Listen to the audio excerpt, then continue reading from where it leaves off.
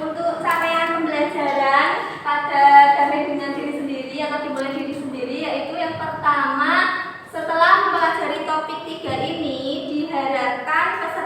didik dapat memahami konsep tentang ragam identitas diri.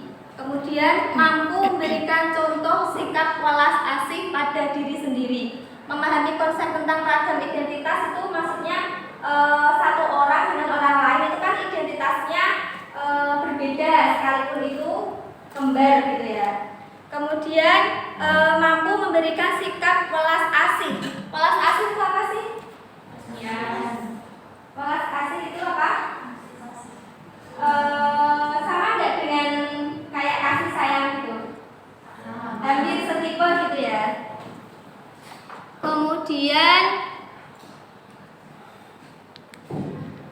nah ini ada pertanyaan untuk kalian. Siapakah yang pernah merasakan malu? Saya. Malu artinya itu tidak pede, kurang percaya diri. Entah itu di lingkungan sekolah atau di luar lingkungan sekolah. Siapa? Saya. Oh dia. Satu contoh ya dia. Dia malunya kenapa? Mungkin bisa cerita. Malu itu seperti maju di depan banyak orang. Kurang pede gitu ya. Kemudian kenapa kok muncul rasa malu itu kenapa dia? Malu ketemu banyak orang? Ya. Nah, agar tetap pede, gimana sih caranya? Ini saya ada video. Nanti kita tonton bersama-sama.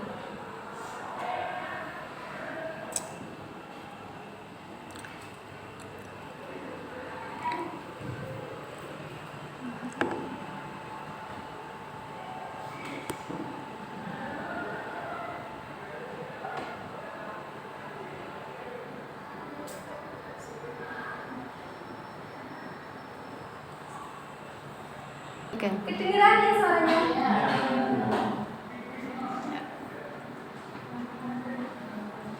Saya berasal dari keluarga sederhana, tapi karena ingin dihormati dan diterima, Yuni mengaku sebagai anak orang kaya. Gaya busana dan bicaranya diatur sedemikian rupa. Tapi diam-diam teman-temannya tak percaya, bahkan mencari tahu kondisi Yuni yang sebenarnya. Dan akhirnya Yuni ketahuan identitas aslinya. Karena malu, akhirnya Yuni tak pernah lagi muncul di sekolahnya. Kisah Yuni ini kisah nyata, kita bisa temui di lingkungan remaja. Rata-rata siswa hari ini merasa minder karena tidak memiliki apa yang orang lain miliki, baik itu fisik, prestasi, maupun sifat khusus. Menurut hasil FGD kami dengan para guru di 4 sekolah yang ada di Jawa Barat, bahwa dari 1 dari 4 siswa merasa minder karena fisik, dan 1 dari 5 siswa merasa minder karena tidak punya prestasi seperti orang lain. Hasil survei online kami terhadap remaja menunjukkan mereka tak mau menerima diri agar diterima dan dihargai. Bukannya sibuk menemukan dan mengenali potensi diri, mereka malah sibuk mengejar standar umum. Orang yang berkulit gelap sibuk memutihkan kulitnya karena iklan membuat standar kecantikan itu identik dengan kulit cerah. Yang keriting meluruskan rambutnya karena standar umum wanita anggun adalah berambut lurus terurai. Jika kita sibuk mengejar standar itu, coba pikirkan beberapa hal ini. 1. Setiap orang itu unik, gak mungkin ada satu standar dan cocok untuk semua. Setiap orang bisa punya standarnya masing-masing. Kalau standar orang ganteng itu maju dan tinggi, lalu bagaimana dengan orang yang pesek dan pendek? 2. Standar itu diciptakan oleh iklan, industri, sinetron, atau budaya. Orang yang gagal membuat standar buat dirinya bakal jadi sasaran empuk buat para pencipta standar. Mereka yang bakal jadi korban iklan dan pengaruh lingkungan. 3. Standar itu relatif. Beda tempat, beda standar. Di Mauritania, sebuah negara di wilayah Maghreb di Afrika Utara Barat, misalnya orang yang cantik adalah orang yang berbadan subur. Di Jepang yang dianggap cantik itu yang giginya gingsul. Beda waktu bisa beda standarnya. Perhatikan fashion dari masa ke masa. Apakah Sudah cukup ya?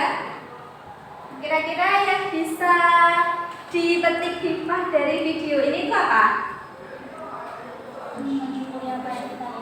Mensyukuri apa yang kita miliki. Nah, tidak perlu malu. Kalau yang dicontohkan di video ini tadi kan ada seorang siswa, dia itu minder gara-gara kurang kaya. Terus dia itu mencoba berpenampilan seperti orang kaya. Agar apa? Agar diterima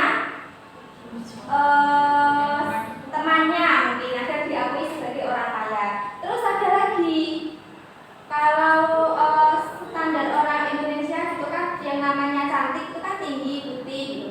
Dia merasa badannya itu hitam gitu ya, gemuk, terus merasa tidak cantik. Akhirnya apa? Akhirnya untuk bisa jadi putih dia langsung membeli hair body, serum atau apa, sehingga mewujudkan impiannya untuk menjadi putih. Kalau kayak gitu kalian setuju apa enggak? Setuju apa enggak? Gimana ya? Setengah setuju.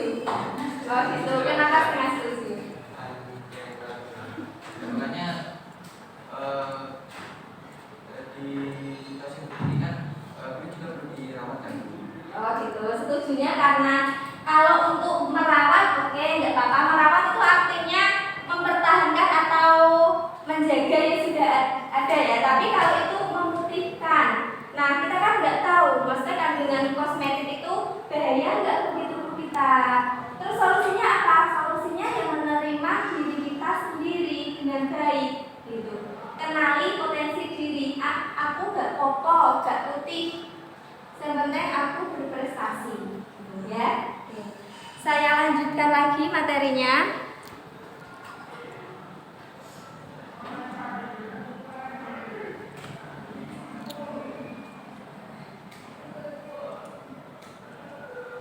Setelah melihat video tadi, ada yang masih merasa malu apa enggak? Kira-kira? Aku kok gak kemudian ya. Nah, kalau merasa kurang percaya diri saat misal maju di kelas, diminta guru untuk presentasi, itu kan bisa dilatih. Jadikan kelemahanmu itu sebagai apa? Ya, kelebihan. Caranya bagaimana untuk supaya bisa percaya diri dilatih terus menerus, berbicara di depan cermin. Anggaplah di depanmu itu ada audiensnya atau pesertanya, kamu ngomong sendiri udah apa-apa. Kemudian ini ya, setiap orang punya banyak identitas. Yang dimaksud identitas itu apa? Ciri-ciri bisa. Kemudian kayak kalau ada yang nanya gini, kamu kenal Riko apa enggak? Riko kelas berapa ya? Kelas 10 farmasi 3. Oh, Riko tuh yang kayak gimana? Terus orang menyebutkannya apa? Pasti ciri-ciri fisiknya mungkin, gitu ya. Terus ada yang tanya, kamu kenal Didi apa enggak? Kenal. Oh, Didi yang ketua OSIS itu. Pasti bilang gitu ya. Nah, di sini, di gambar ini, di slide ini, itu ada banyak orang dengan ciri-ciri yang berbeda. Ini ada yang rambutnya hitam, ada yang rambutnya coklat, kemudian ada yang matanya biru. Tiap negara, tiap benua itu kan beda untuk karakteristik wajahnya gitu. Jadi kalau kita di Indonesia ya kita jangan menuntut diri kita untuk menjadi seperti orang Korea yang bermata sipit, berkulit putih gitu, enggak. Kita ditakdirkan lahir di Indonesia dengan iklim tropis, dengan warna kulit sawo matang kebanyakan ya. Jadi harus tidak apa-apa, justru malah jadikan itu kelebihan kita gitu.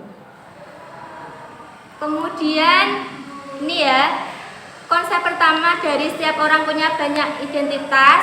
Mungkin kita punya kesamaan identitas suku dengan seseorang, tetapi identitas tetapi identitas agamanya itu berbeda. Sama dari suku Jawa, Delalah punya teman yang beda agama, misal Kristen. Jadi meskipun satu suku itu tidak menutup kemungkinan ada banyak sekali perbedaan identitas. Terus kayak orang kembar, kita sama Vika, kira-kira kembar itu apa enggak sih? Enggak kan, pasti ada bedanya. Yang membedakan apa? Oh mungkin si Vika itu lebih ini, si Vika lebih ini. Pasti ada pembedanya sekalipun itu kembar identik. Kemudian gunakan standar diri.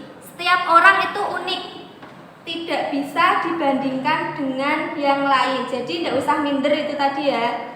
Misal aku hidungku nggak mancung, pesek nggak apa-apa. Yang penting nanti saya prestasi di kelas, sering ikut lomba dan menang. Jadi tidak apa-apa, tidak masalah kalah di fisik, tapi tidak kalah di prestasi. Standar umum tidak bisa dijadikan patokan untuk mengukur diri sendiri. Misalnya standar cantik menurut iklan di televisi tidak bisa jadi patokan untuk kita. Kira-kira kalau kita mengidolakan seseorang gitu ya, yang suka K-pop siapa? Drakor. Nah kalau di drakor itu kan artis-artisnya langsing, tinggi, putih gitu ya. Saking senangnya dengan drakor, jadi dia itu terobsesi kayak idolanya di drakor itu, mencoba memutihkan badannya. Nah, standar cantik yang menciptakan siapa? Ya dirinya sendiri, obsesi diri sendiri. Saya kepengen putih. Nah, akhirnya dari standar yang diciptakan sendiri itu, dia malah kemakan oleh iklan tadi ya. Jadi beli ini, beli itu, yang kita juga tidak tahu jangka panjangnya itu apakah bermanfaat atau tidak untuk kesehatan kita,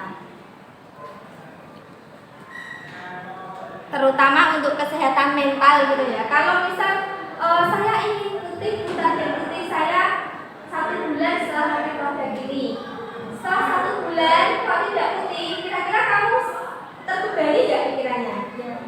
Iya. Kenapa? Karena targetnya belum tercapai. Aku kok gak putih-putih ya, aku kok ijek minder ya, pasti nanti seperti itu. Kemudian standar itu berbeda-beda di setiap tempat dan waktu. Itu tadi ya. Kalau di Korea misal standar kecantikannya itu putih, tinggi, matanya sipit gitu. Itu beda dengan di Indonesia standar kecantikannya. Kemudian welas asih pada diri. Welas asih itu tadi yang itu ya, apa namanya, kayak mencintai diri sendiri. Latihan mencintai diri sendiri. Kemudian caranya bagaimana?